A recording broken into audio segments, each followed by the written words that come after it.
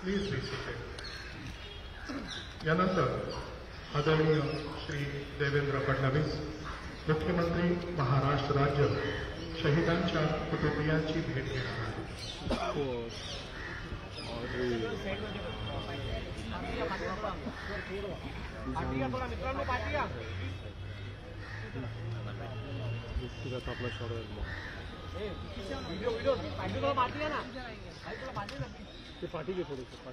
कडून शहीदांना मानवंदना अर्पण करण्यात आलेली आहे,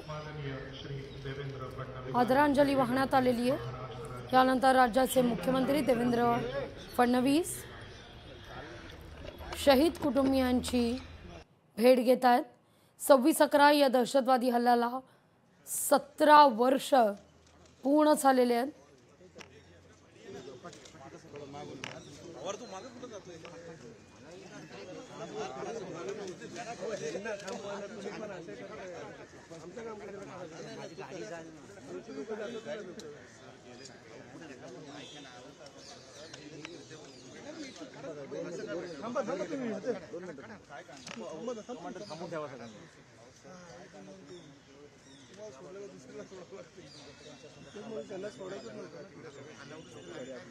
प्रत्येक कुटुंबियांची मुख्यमंत्र्यांकडून विचारपूस करण्यात येते.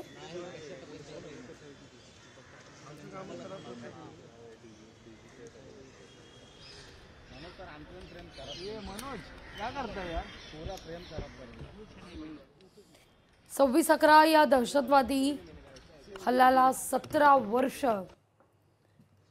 ही पूर्ण झाल्यानंतर त्या कटू आठवणी मात्र अद्यापही प्रत्येक मुंबईकराच्या मनात कायम घर करून राहिलेल्या आहेत.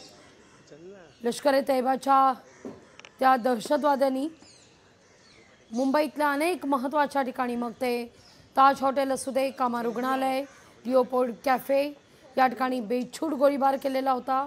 पर्यटकांसह अनेक मुंबईकरांना या ठिकाणी ओलीस जाण्यात आलेलं होतं. सलग 4 दिवस खरं तर हा सगळा प्रकार सुरू होता मुंबईत. यात 160हून अधिक लोक हे मारले गेले. 26 नोव्हेंबर 2008 ही रात्र मुंबईकर कधी विसरू शकणार नाहीयेत. ज्यू सेंटरला सुद्धा टार्गेट करण्यात आलेलं होतं दहशतवाद्यांकडून.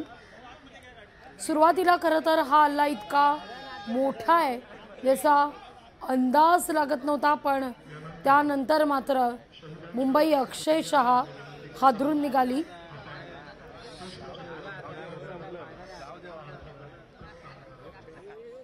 शहीदांच्या कुटुंबियांची भेट घेतल्यानंतर राज्याच्या मुख्यमंत्र्यांचा ताफा नियोजित दुसऱ्या कार्यक्रमाच्या दिशेनं रवाना होत असल्याची ही दृश्य आपण या क्षणी पाहतोय.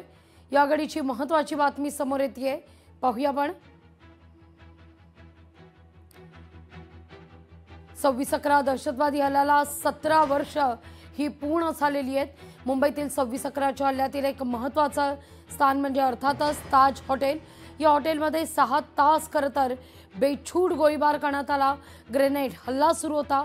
शेकडो पर्यटकांना या ठिकाणी ओलीसही ठेवण्यात आलेलं होतं. जवळपास 4 दिवस हा सगळा थरार सुरू होता. याच परिसरातून आढावा घेतलाय आपले प्रतिनिधी स्वप्नील जाधव यांनी.